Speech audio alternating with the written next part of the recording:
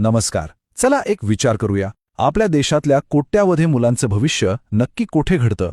मोठमोठ्या शहरांमधल्या त्या चकचकीत शाळांमध्ये? नाही. ते घडतं आपल्या गावागावांतल्या जिल्हा परिषदेच्या शाळांमध्ये. आणि आज आपण हेच बघणार आहोत की ज्या शाळांकडे आपलं अनेकदा लक्षही जात नाही, त्या खऱ्या अर्थाने आपल्या समाजाचा कणा कशा आहेत.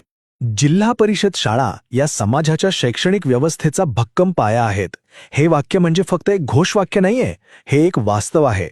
कारण याच पायावर आपल्या देशाचे भावी डॉक्टर्स, इंजिनियर्स आणि नेते उभे राहतात. चला तर मग हा पाया नेमका किती मजबूत आहे हेच पाहूया. या शाळांची सगळ्यात मोठी ताकद कशात आहे माहितीये? त्यांच्या पोहोचमध्ये. म्हणजे बघा, जिथे कदाचित पक्का रस्तासुद्धा पोचला नसेल, त्या दुर्गम गावात, आदिवासी पाड्यावर जिल्हा परिषदेची शाळा तुम्हाला नक्की सापडेल. देशाच्या कानाकोपऱ्यातल्या प्रत्येक मुलापर्यंत ज्ञानाचा प्रकाश पोहोचवण्याचं हे खूप मोठं आणि महत्त्वाचं माध्यम आहे. पण या शाळा इतक्या यशस्वी का आहेत? याचं पहिलं आणि सगळ्यात महत्त्वाचं उत्तर आहे त्यांचं सर्वसमावेशक मॉडेल.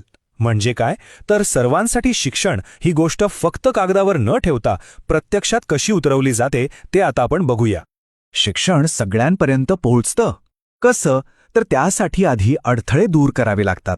आणि इथे तेच केलं जातं. मोफत शिक्षण, गणवेश, पुस्तकं, दुपारचं जेवण, शिष्यवृत्ती. अहो, ही फक्त योजनांची यादी नाहीये, हा एक विश्वास आहे.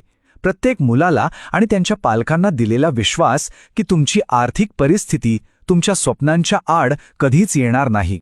जरा विचार करा, एखाद्या अनोळखी भाषेत शिकताना लहान मुलांची काय अवस्था होत असेल? पण जिल्हा परिषद शाळांमध्ये मुलं त्यांच्या आईच्या भाषेत म्हणजे मातृभाषेत शिकतात. आणि त्यामुळे काय होतं तर विषय अगदी सहज समजतात, त्यांचा आत्मविश्वास वाढतो आणि त्यांची मुळं त्यांच्या स्वतःच्या संस्कृतीत घट्ट रुजलेली राहतात.